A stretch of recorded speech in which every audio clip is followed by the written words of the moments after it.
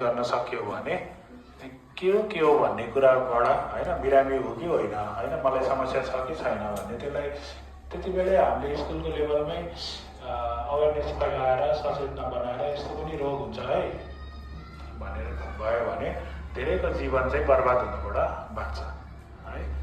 र अर्को बुझ्नुपर्ने कुरा के हो भने यो कुनै पनि रोग भनेको पीडा हो, सफरिङ हो है। अब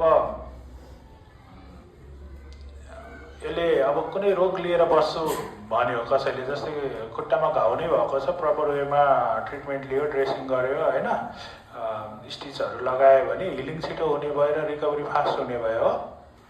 त्यस्तै मनमा पनि जस्तै शरीरमा रोग लाग्न सक्छ, मनमा पनि रोग लाग्ने भयो।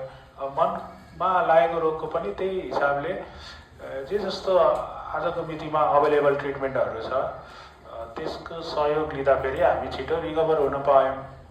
तर अब हामीले उपचार नगर्दा के हुन्छ त? अब जस्तै अहिले डिप्रेसनको कुरा भयो, अब उपचारै गरेनौँ भने के हुन्छ त भन्दा हाम्रो क्वालिटी अफ लाइफै पोर हुन्छ। सधैँ बिरामी भएको जस्तो के गर्ने, जाँगर नचल्ने, कोहीसित बोल्न मन नलाग्ने हो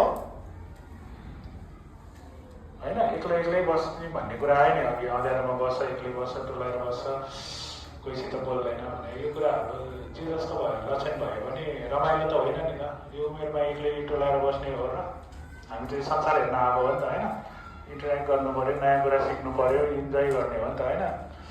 भनेपछि त्यसमा के मिठास छ र होइन, बुझिरहेछ नि।